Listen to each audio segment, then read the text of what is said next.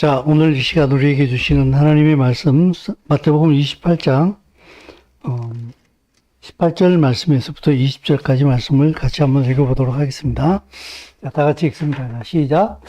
예수께서 나와 말씀하여 이르시되, 하늘과 땅의 모든 권세를 내게 주셨으니, 그러므로 너희는 가서 모든 민족을 제자로 삼아 아버지와 아들과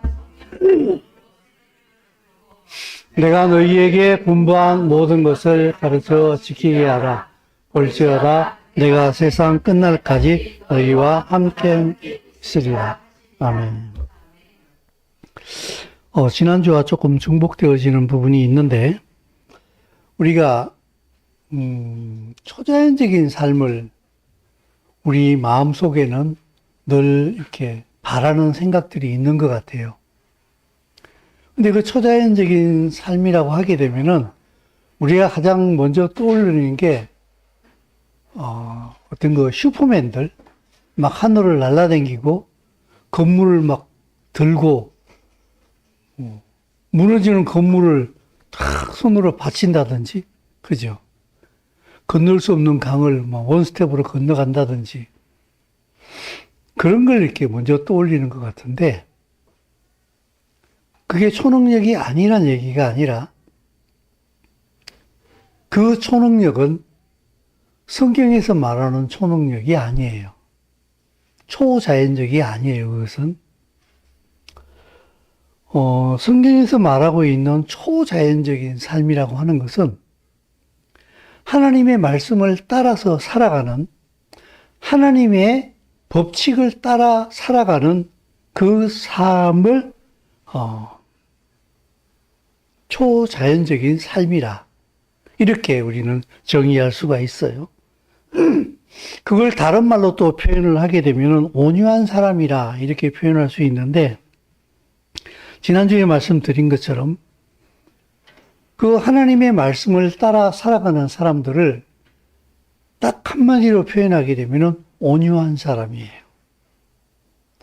언제든지 화를 내지 않고 물에 물 탄 듯 술에 술 탄 듯 순둥이 같은 사람을 온유한 자가 아니라, 때로 다른 사람이 볼 때 까칠하고 성질이 좀 지랄 같기도 하고 하더라도 이것이 주의 말씀이라고 하게 되면은 언제 어디서 어떤 상황이든지 간에 오케이, 그것을 따라갈 줄 아는 사람을 성경은 온유한 사람이라 이렇게 정의를 할 수가 있어요.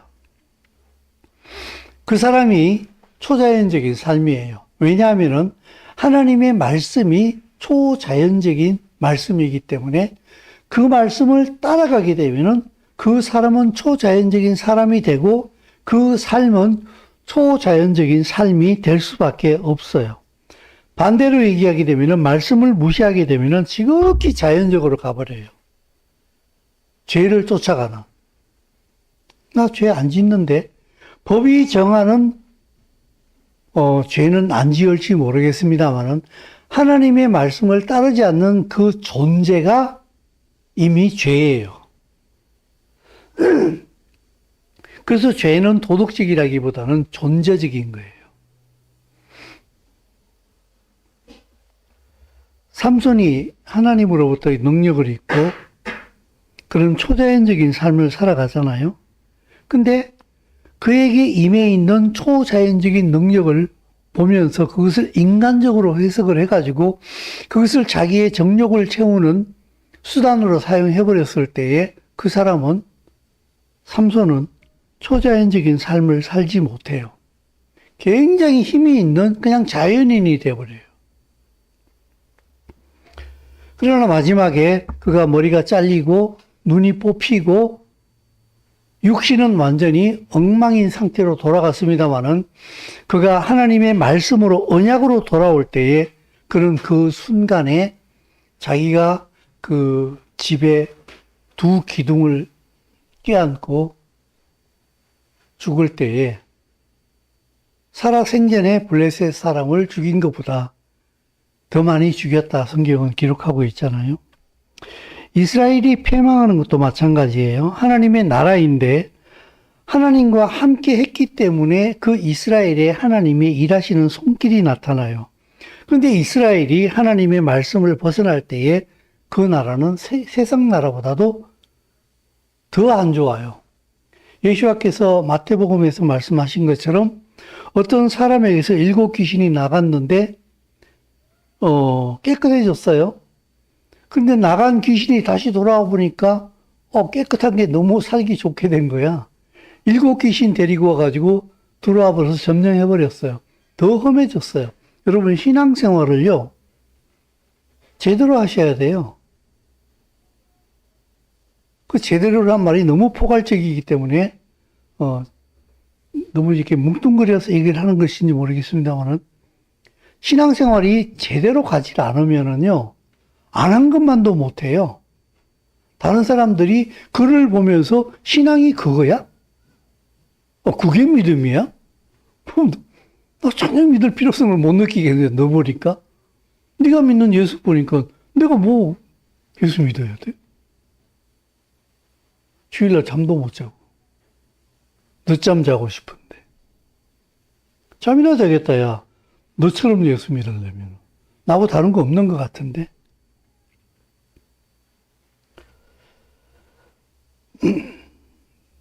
그래서 사탄은요 그리스도인을 끊임없이 말씀에 다가가지 못하도록 그냥 무늬만 명목상 그리스도인을 만들어요. 사실 명목상 그리스도인은 별 의미가 없어요. 이거는. 그래서 사탄은 끊임없이 그리스도인을 예수와의 말씀에서 벗어나게 만드는데 그게 보게 되면은 예수와께서 40일 금식하신 다음에 사탄을 만났을 때 사탄이 찾아왔습니다마는 그 예수와께 딱 제시하는 게 뭐예요? 첫 번째, 돌로 떡을 만들어라.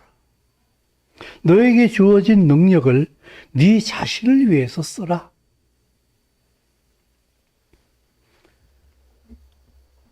그래서 사단은요, 그리스도인을 유혹할 때에 하나님의 말씀보다는, 하나님의 뜻보다는 자기 육신의 그 소욕, 내 느낌, 내 생각, 내 가치관, 거기에 더 집중하도록 만들어요.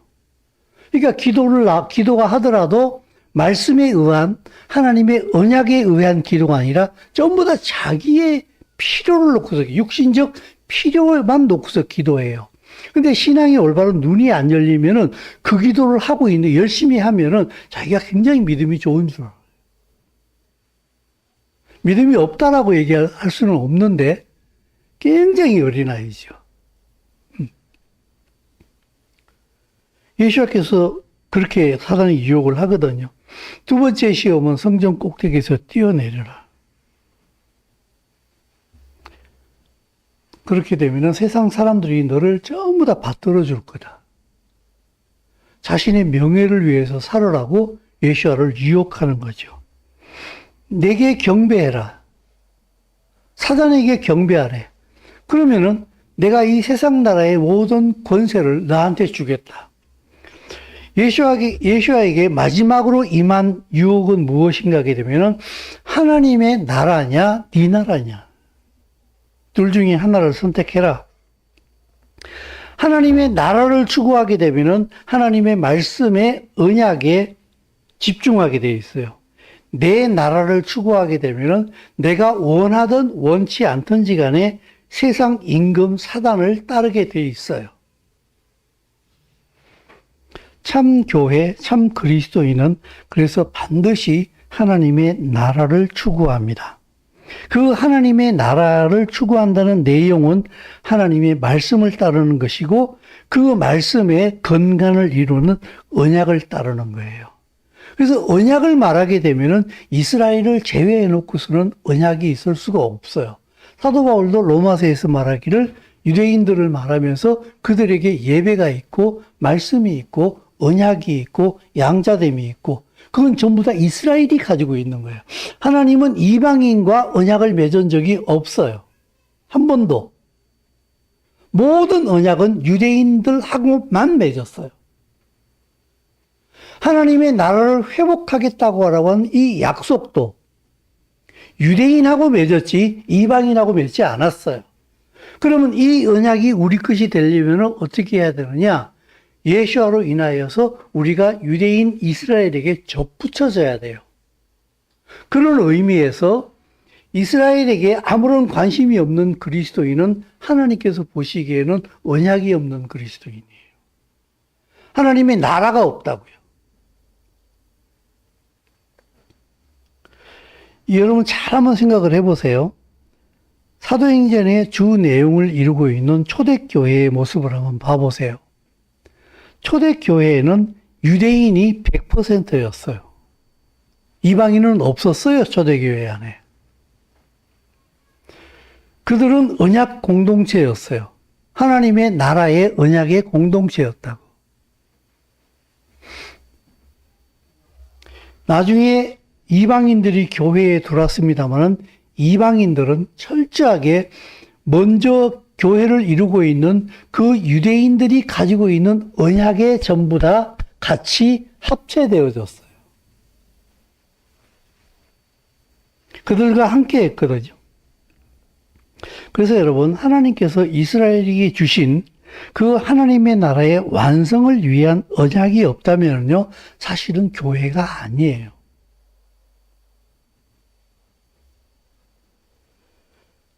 그냥 종교 집단이 되어버리는 거예요. 그렇기 때문에 우리가 교회라고 해놓고서 그 교회에 가보게 되면은 이스라엘이 없고, 이스라엘이 없으니까 언약이 없고, 언약이 없으니까 그들이 하는 모든 교회는 기도는 자기밖에 없는 거예요. 내 자식, 내 남편, 나, 전부 다 나예요. 그게 잘 되면은 간증이고, 그게 안 되면은 우울하고. 하나님의 나라가 없는 거예요. 성경이 말하고 있는 그 언약이 없는 거예요. 그죠? 저는 이게 설교 준비하면서 초대교회 증발, 갈로 열고 몰락, 퀘션 마크, 갈로 닫고 이렇게 해놨는데, 초대교회가 오다 보면 증발해버렸죠. 사도행전을 지나가게 되면은. 카톨릭 교회가 등장을 하거든요. 이 카톨릭은 하나님의 나라의 언약을 계승을 못해요. 여러분, 시간 되시면은요, 챗 GPT한테 한번 물어보세요. 초대교회 교부들의 반유대성은 어떤가요? 한번 물어보세요. 제가 어저께 챗 GPT한테 물어봤거든요. 비교적 잘 설명을 해주더라고요. 유료가 아니라서 이렇게 아주 디테일한 설명은 없었는데 충분히 내용은 이해할 수가 있었어요. 여러분, 초대교회 예수와의 제자였던 12제자들이 사도들이죠. 사도들이 죽은 다음에 그 다음에 속사도가 그 사도들에게 교육을 받은 사도들이 등장을 해요. 그 속사도들이 죽은 다음에 나중에는 교부들이 등장을 해요. 그게 대개 AD 300년 정도가 되는데 그때 나온 교부들이, 기독교 교부들이 보게 되면은 유스티누스라든지 이레니우스, 오리겐, 요한 크리스토스톰, 저희가 교회사를 배울 때 다 등장했던 인물들이거든요. 아주 유명한 사람들이에요. 근데 우리가 신학교에서 이 교부들에 대해서 배울 때 굉장히 위대한 사람들로 우리는 배웠어요. 근데 이스라엘에게 눈을 뜬 다음에 이들을 다시 한번 공부해 봤더니 이들이 전부 다 반유대주의자들이었어요. 여러분, 아까 제가 말씀을 드리기를 교회는 이스라엘이 없으면 이스라엘에게 준 언약을 품고 있지 않으면 교회가 아니라고 말씀을 드렸어요. 그러면은 이들이 기독교적인 측면에서 아무리 위대한 교부들이라고 칭함을 받는다 할지라도 성경의 관점을 딱 들이대게 되면은 이들 모두는 다 하나님의 언약하고는 무관한 사람들이에요. 유대교 율법을 비판하고 유대인들을 비판하고 그 중에 가장 색깔이 강했던 사람이 크리소스톰이었어요. 반유대적인 설교를 굉장히 많이 하고 결국에는 이게 유대인을 박해하는 쪽으로 이어지게 되거든요. 근대 시대로 오게 되면은 가장 거기에 두드러진 사람이 우리가 잘 알고 있는 마르틴 루터예요. 종교 개혁자라고. 엄청나게 위대한 사람이라고 우리는 알고 있잖아요. 그죠? 근데 저도 이스라엘을 안 다음에 마르틴 루터에 대한 퀘션 마크가 엄청나게 많이 늘어났어요. 그가 카톨릭의 억압 속에서 그리스도인들을 해방시켰다라고 하는 그 측면에서는 굉장히 위대한 사람이긴 사실이긴 합니다만은 그의 모든 신앙의 행적들을 보게 되면은 우리 이스라엘을 알고 있는 원주민의 입장에서 보게 되면은 퀘션 마크가 보통 많이 생기지를 않아요. 생기지 않을 수가 없어요. 그래서 마르틴 루터도 초기에는 유대인들이 예수를 안 믿는 걸 카톨릭이 잘못했기 때문에 그렇다라고 유대인들을 굉장히 많이 옹호하고 이해해 줬어요. 그리고 그 유대인들을 예수를 믿게 하려고 부단히 노력도 많이 했고, 많이 유대인들을 존중해 줬거든요. 근데 이 마르틴 루터의 종교개혁이 후기 사역으로 넘어가면서부터 매우 강한 반유대주의가 등장을 하기 시작하는데 그 이유가 뭔가 하게 되면은, 유대인 암만 전도해도 예수 안 믿더라, 저거. 되게 못된 놈들이야. 이렇게 해가지고 1543년도에 보게 되면은 유대인과 그들의 거짓말에 대해서 라고 하는 책을 나오게 되는데 그때쯤에서 유대인들의 회당을 불태워버리고 랍비들은 하나님의 말씀을 가르치지 못하도록 많은 제재를 가하기도 하고 이렇게 유대인들을 핍박하고 무시하는 이 정책은 나중에 2차 세계대전을 일으켰던 나치 히틀러가 이 루터의 사상을 그대로 가져옵니다. 그래가지고 유대인들을 죽이는 데 사용을 해요. 그로 인해서 유대인들이 600만 명이 2차 세계대전 때 학살당하게 되는데 거기에 마르틴 루터의 공이 굉장히 커요. 참 아이러니하지 않습니까? 우리는 장로교라 이렇게 얘기하는데 이걸 개혁교회라 그래요. 리포엄드 처치.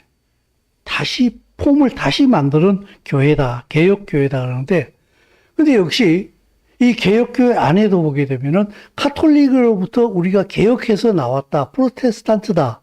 우리는 개혁교회다. 이렇게 얘기하는데 이 개혁교회 안에도 보게 되면은 사실은 교회의 가장 두드러진 정체성인 하나님의 언약이 없어요.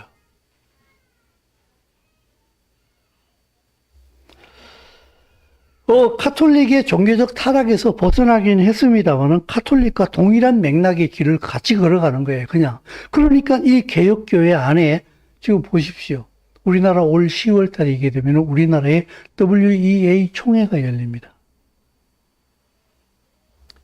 작년인가 WCC 총회도 열렸어요. 이건 이단 집단이에요. 세상의 모든 종교들 있지 않습니까? 불교, 원불교, 힌두교, 이슬람 할 것 없이 종교 통합을 추구하는 게 WCC고 WEA예요. 그것이 우리 한국 교회의 주도로 우리나라에서 열려요. 이게 무슨 교회예요? 근데 진리가 없으면은요, 하나되제. 모든 종교는 하나잖아. 서로 사랑하자고 이러면은 진리가 없는 사람의 입장에서 보게 되면 친하게 지내자. 서로 사랑하며 지내자는 그 말이 굉장히 좋게 들리는 거예요. 그러나 진리의 입장에서 보게 되면 그것은 완전히 틀린 얘기거든요. 그래서 여러분, 하나님의 언약이 실종해버리게 되면은 예수를 믿는다고 얘기하는데 그가 믿는 예수는 성경이 말하는 예수가 아니에요. 내가 만들어낸 예수예요. 언약이 없는 예수. 이스라엘이 없는 예수. 그래서 그 예수님의 초상화를 보게 되면 백인에다가 금발머리에다가 또 토착화라고 하니까 우리나라에서 예수님을 만들어내면은 삭가 쓰고 도포 입고 흰 도포 입고 도사님처럼 무슨 꼬부라진 지팽이 들고 집신 신고 토착화다 이렇게 얘기했는데 저는 예전에 이스라엘을 몰랐을 때에 참 그럴듯하다 이렇게 생각했어요. 근데 성경은 뭐라고 얘기하고 있는가 하게 되면은 예수와는 유대인이에요. 구원은 유대인으로부터 나오는 거예요. 언약은 유대인이 가지고 있어요. 그 하나님의 언약을 유대인이 가지고 있다고요. 사도 바울은 그것을 목이 터지라고 얘기하고 있고, 난 너희들과 하나 되기 원해. 너희들이 우리 언약 안으로 들어오는 거야. 그래서 접붙임을 얘기하는 거예요. 오늘 우리가 이 말씀을 계속 나누고 있는데, 그래서 사실은 그런 거예요. 예수아가 가지고 있는 그 하나님의 언약은 하나님의 나라가 이 땅에 회복된다라고 하는 그 실체로 오셔서 십자가를 지시고 부활하신 거예요. 그래서 언약이 없으면은요, 아무리 가도 개인 구원으로 끝나요. 그리고 천국 가고 그걸로 끝이에요. 언약이 있으면은 이스라엘과 연합이 일어나요. 그리고 하나님의 나라를 추구하게 돼 있어요. 오늘 우리가 읽은 마태복음 본문의 28장에 18절에서 20절까지 말씀을 보게 되면 너희는 그러잖아요. 그죠? 하늘과 땅의 모든 권세를 가지신 예수아가 너희는 가라고 얘기를 하고 있는데 이 너희는 누구예요? 이 텍스트 상으로 한번 생각을 해보세요. 누구예요? 너희가? 누구예요? 제자들이에요. 제자들은 누구예요? 유대인이에요. 땅 끝까지 가라고 하는 그 명령을 받은 사람들은 유대인들이에요.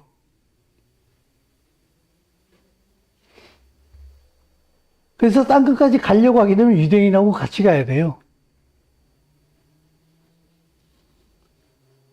모든 민족이 바로 이방인들이에요. 그들을 제자로 삼아서 세례를 베풀고 너희에게 가르쳐 분부한 모든 것을 가르쳐 지키게 해라. 너희들에게, 그렇게 하는 너희들에게 내가 세상 끝날까지 너희와 항상 함께 있으리라. 근데 세상 교회는 보게 되면은 요 말씀만 좋아해요. 내가 세상 끝날까지 너희와 항상 함께 있으리라. 내가 뭘 하든지 간에 무조건 나와 같이 있으래. 근데 같이 있겠다라고 하는 이 조건이라기보다는 같이 있겠다라고 하는 이 말씀이 어떤 상황에서 주어졌는가 하게 되면은 내가 너희들에게 분부한 모든 것을 가르쳐 지키게 하는 그들과 함께 하겠다는 거예요. 여기에는 필연적으로 충돌이 일어나요. 예수님께서 가르치신 것을 세상에 가르치려고 하게 되면은 세상 임금이 굉장히 안 좋아한다고요. 충돌이 일어난다고. 그래서 그 세상 임금을 이기려고 하게 되면은 예수아가 가지고 계신 초자연적인 능력이 필요하다고. 하늘과 땅의 권세. 그래서 예수아를 따라가는 언약의 삶이 없게 되면은 사실은 하나님의 권세가 필요 없어요, 당신은. 그냥 사는 대로 살면 돼요. 근데 진리가 선포되어지기 시작하게 되면 세상 임금이 경기를 한다고. 세상 임금이 누구죠? 사탄이죠. 예수와의 진리의 말씀이 선포되어지게 되는 사탄은 자기 나라가 무너지게 되는 거예요. 세워지지 못하게 되는 거예요. 사탄은 알고 있어요. 왜냐하면 예수와 그리스도께서 십자가에 죽으실 때 자기 모가지가 날아갔다는 것을. 창세기의 예언이 이미 이루어진 걸 알고 있다고. 근데 그 시간을 최대한 연장시키고 싶은 거예요. 그래서 예수와의 말씀을 우리가 이 세상에 선포하기 시작하게 되면 사단은 경기를 일으켜요. 그래서 세상 모든 나라의 정부들이 이러저러한 정책들을 많이 펼치는데 그 정책의 끝자락에 가보게 되면 항상 어디하고 부딪히는가 하게 되면 성경에 하나님 말씀하고 충돌이 일어나요. 그리고 그 말씀이 충돌이 일어날 때에 누구를 겨냥할 수밖에 없는가 하게 되면 그 말씀을 가지고 있는 참 그리스도인과 충돌이 일어날 수밖에 없어요. 왜냐하면은 세상의 교회는 이미 언약이 없기 때문에 상관없어요. 나만 안 건드리게 되면은 별 문제가 없어요. 그러니까 나 잘 먹고 날 잘 사는 게 자기 나라가 목적이기 때문에 이 진리가 사실은 별로 필요가 없다고요. 그들이 가지고 있는 진리는 없어요. 그냥 자기 소원이야. 내 소원을 이루어주는 예수야. 그러니까 이걸 더 정확하게 말하게 되면은 내 소원을 이루어주지 않는 예수는 필요도 없어요. 그러니까 신앙생활 하면서 내 소원 별로 잘 안 이루어주시고 내가 원하는 기도도 별로 응답 안 하니까 신앙생활에 열심도 없어지는 거예요. 뭐 꼭 믿어야 될 이유도 못 느끼겠고, 다만 어렸을 때부터 계속 부모님 따라오다 보니까 안 가면 괜히 찝찝하니까 그냥 신앙생활의 형태를 유지하고 있는 그리스도인이 제가 보기에는 거의 90%가 넘어요.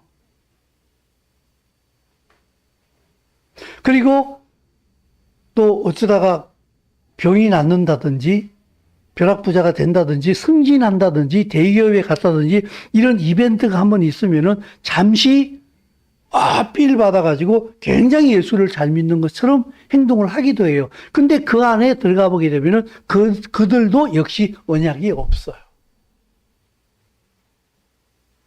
그래서 지속되지가 못해요.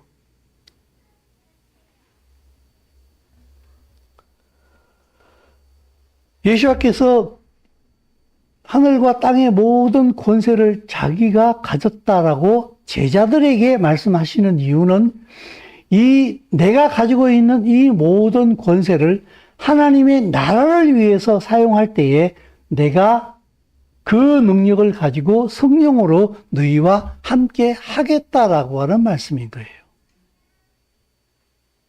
나를 위한 삶에는 예수와의 능력이 필요 없어요. 그래서 예수와도 거기에는 별로 크게 관심을 가지시지 않아요.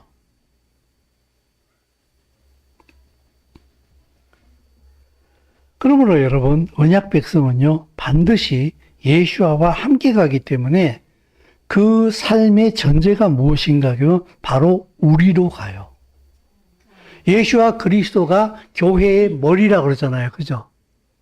그러면은 그 교회의 머리가 예수하면은 교회의 몸은 누구예요? 그 예수와를 믿는 성도들이 몸이지요.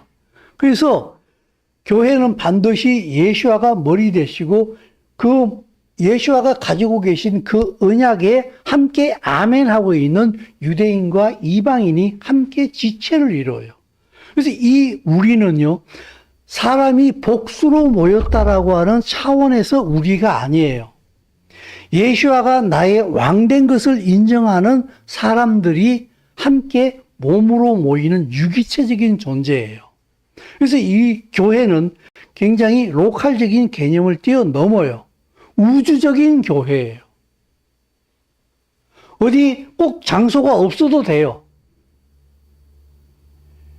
예수와가 가지고 계신 그 언약에 함께 하게 되면은 건물에 어떤 예배당이 있고 없고 같은 공간에 모이고 안 모이고를 떠나가지고 그 언약으로 인해서 전부 다 하나가 되는 거예요. 그걸 교회라고 얘기해요. 그래서 다시 한번 말씀을 드리게 되면은 하나님의 언약 백성은 반드시 우리로 가요. 우리 뭔데?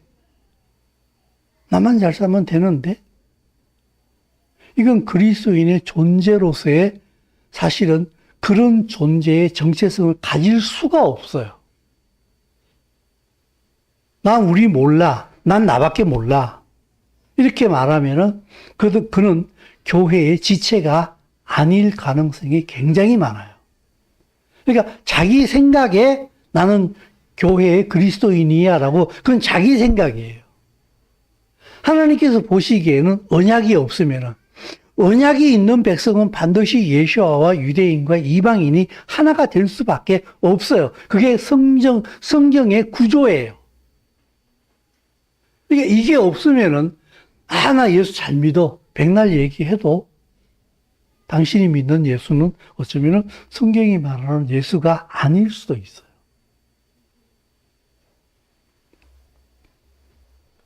예수와가 머리니까 교회가 통치자가 돼요. 왜냐하면 보십시오. 하늘과 땅의 모든 권세를 누가 가졌어요? 예수님이 가졌어요. 그러니까 그 예수님이 예수님이 교회의 머리니까 머리가 통치자면 몸은 뭐예요? 이 머리가 생각하는 통치를 행동하는 게 몸이잖아요. 그죠? 그러니까 교회는 뭐예요? 통치자인 거예요. 교회는 세상을 다스리는 통치자예요. 하나님의 뜻을, 예수와의 뜻을 이 땅에 풀어내는 통치자가 바로 교회인 거예요. 근데 나밖에 모른다. 나 유대인 몰라. 그럼 뭔데 그게? 이건 성경이 말하고 있는 거하고는 완전히 다른 얘기예요.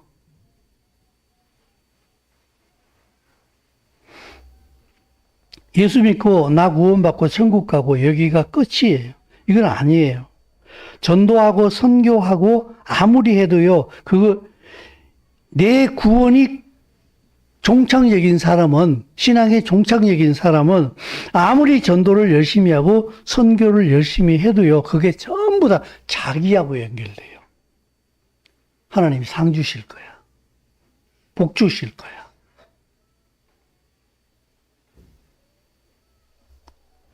예수아가 머리가 되면요, 예수와 그리스도와 동일해야 그 예수아가 가지고 계신 목적과 동일해야 돼요. 삭개오가 누가복음 19장에 지난주에도 말씀을 드렸는데, 누가복음 19장 5절 말씀에 삭개오가 나오는데, 이 삭개오가 예수아를 굉장히 관심이 많아가지고 키가 작아서 예수아가 안 보이니까 뽕나무 위에, 여기 성경 요새는 이제 우리 개혁 성경을 보게 되면 돌 무화과 나무인가? 그게 올라갔다고 얘기하는데, 자, 이 삭개오의 집에 예수아가 들어가셨어요. 근데 삭개오가 예수아를 딱 만나니까 내 소유의 절반을 가난한 사람들에게 주겠습니다라고 고백을 합니다. 예수아가 야, 네 재산 잘라가지고 가난한 사람한테 줘 그랬습니까? 아니요, 얘기 안 하셨어요. 예수아를 만나니까 본질적 변화가 일어나요. 본질적 변화가. 제가 여러분들에게 여러 번 이렇게 간증을 한 기억이 나는데, 제가 군대에서 예수 믿었거든요. 아무도 나한테 너 앞으로 거짓말 하지 마, 이렇게 아무도 나한테 그 얘기 안 했어요. 근데 내게 나타난 첫 번째 증상이 거짓말 안 하는 거였어요. 근데 내가 내한테 스스로 은혜 받았다니까? 나 왜 거짓말 안 하지? 입만 열면 거짓말이었는데?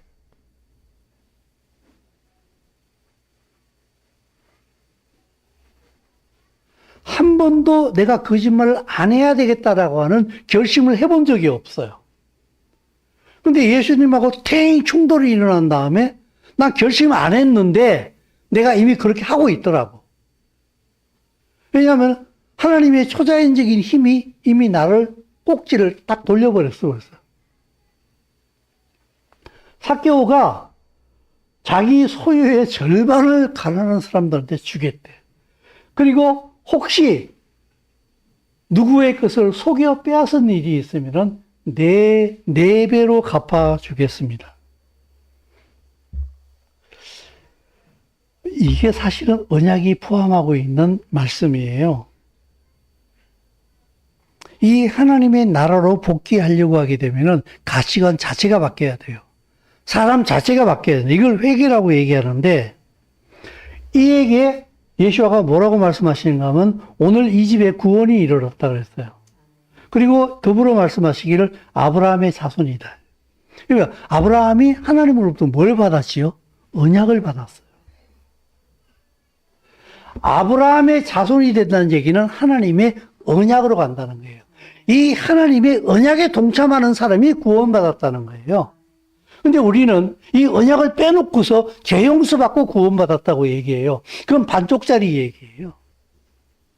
당신이 정말 성령 안에서 죄를 용서받고 구원받은 사람이라고 한다면, 정말 예수를 믿는 사람이라고 한다면 반드시 당신은 언약에 눈이 띄어질 수밖에 없어요. 그리고 못 들어서 그랬다고 하게 되면은 이 언약이 선포되어질 때에 아멘 이렇게 얘기가 나올 수밖에 없어요. 여러분 우리가 외국 여행 가가지고 어디 중앙아시아나 이런 데 가게 되면 한국인들 잘 없잖아요. 전부 다 샬라샬라 얘기만 들리다가 어디서 하노 이러면 어떻게 돼요? 바로 귀가 번쩍 열리죠. 말이 통하잖아. 그죠? 내 안에 성령이 계시잖아요.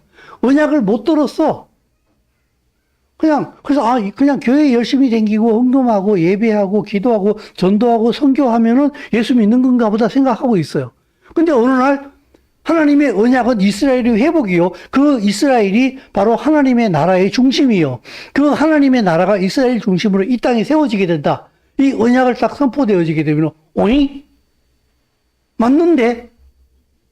한 번도 못 들어봤는데 그 얘기 맞는 것 같은데? 이렇게 훅 내 가슴에 들어온다고. 왜냐하면은 내 안에 성령님이 그걸 이루기 위해서 오셨기 때문에.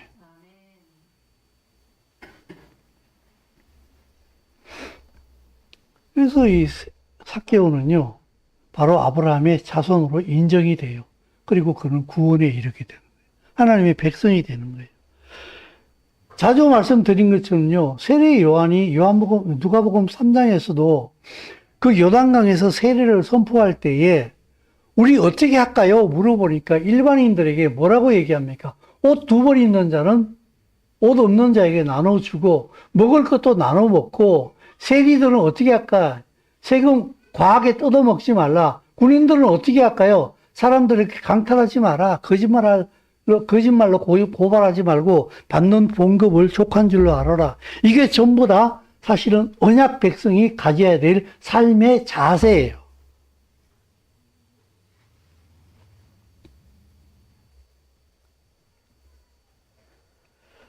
그래서 십계명을 보게 되면 부모 공경하라, 살인하지 말라, 도둑질, 거짓 증거하지 말라 이렇게 얘기하잖아요. 그죠?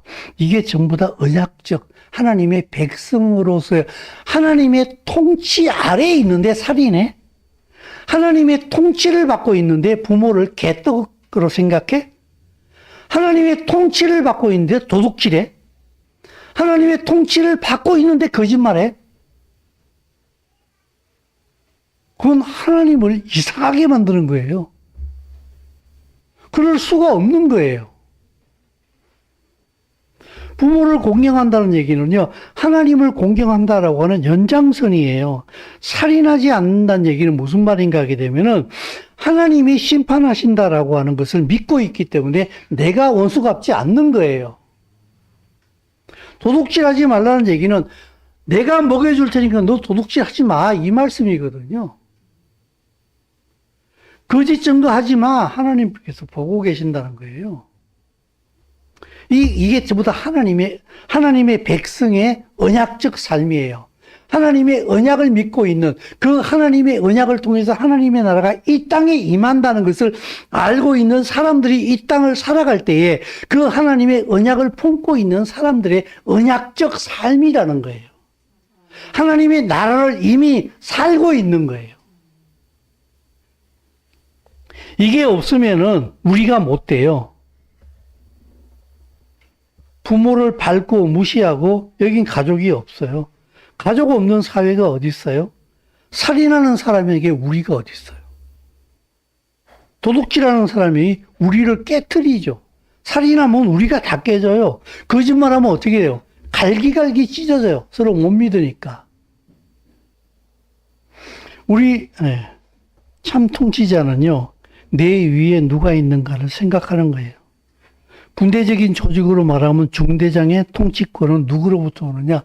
대대장으로부터 오는 거예요. 대대장이 중대장 보고 야, 이 새끼야, 너 오늘 중대장으로부터 해임이야. 하지 마 이거.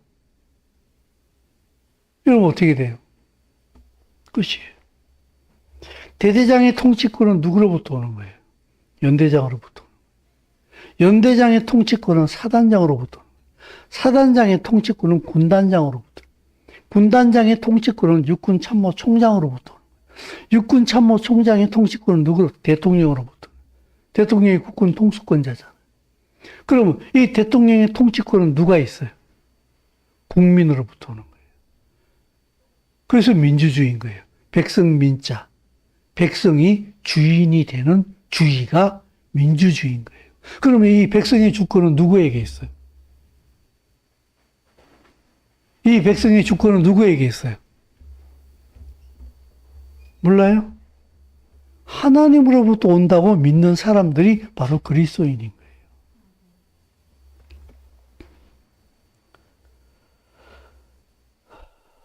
이들이 진짜 통치자들이에요.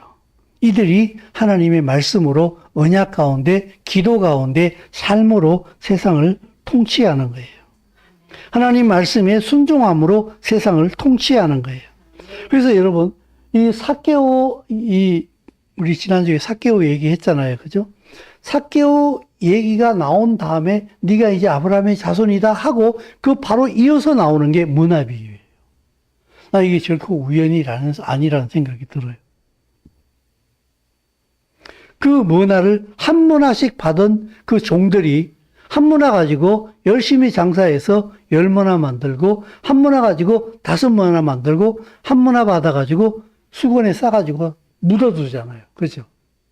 근데 그 문화 비유에 굉장히 큰 주제가 무엇인가 하게 되면은 이 주인이 왕권을 받으러 먼 나라로 갔을 때에 이 사람들이 사신을 보내가지고 우리는 이 사람이 우리의 왕됨을 원치 않습니다. 라고 사신을 보냈어요. 한문화 받아가지고 수건에 싸서 묻어둔 사람, 이 사람이 바로 그 주인이 왕됨을 원치 않는 거예요. 우리가 하나님의 언약이 없게 되면은요, 자기도 모르게 하나님으로부터 반역적 삶을 살 수밖에 없어요.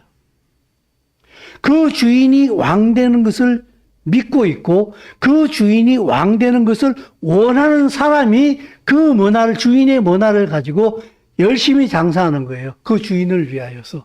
그래서 10문화를 남기고 5문화를 남겼어요. 그래서 이것이 주인에게 주어졌을 때에 주인과 그 종은 하나가 돼요.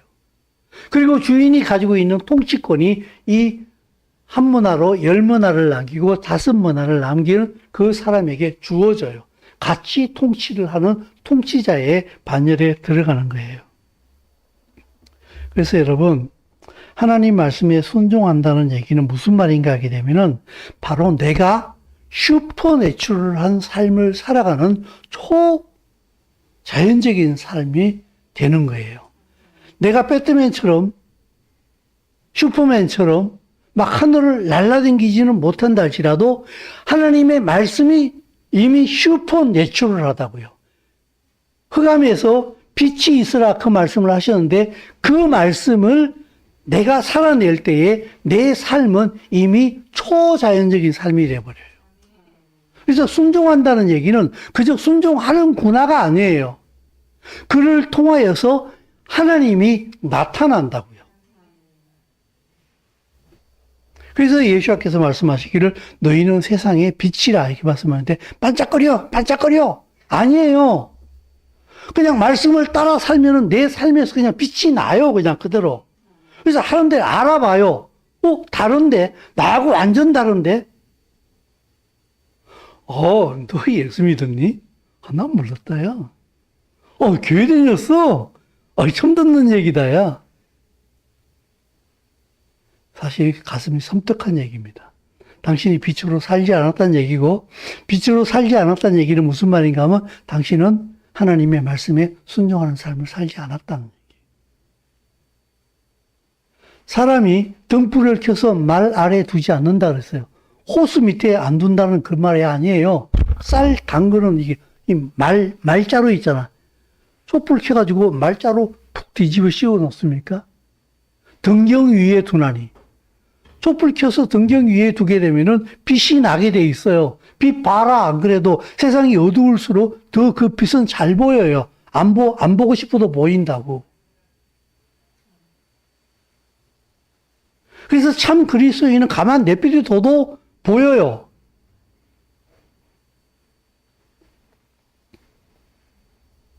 이제는요, 더 심한 것 같아요, 이게요. 이제는 진짜 예수 믿는 사람이요, 나 예수 믿는 사람이야 라고 자기를 드러내려고 하지 않아도 세상이 너무나 지금 기울어진 시소처럼 이렇게 기울어져 있기 때문에 세상이 말하는 것에 동의를 할 수가 없어요. 그렇기 때문에 가만 내버려 둬도 그리스도인은 이미 자꾸 드러날 수밖에 없는 것 같아요. 그거 아니에요 라고 말할 수밖에 없는 세상이 되고 있어요. 그거 아닌데요. 그거 틀렸는데요. 라고 말할 수밖에 없는 세상이 점점 되고 있다고 지금요.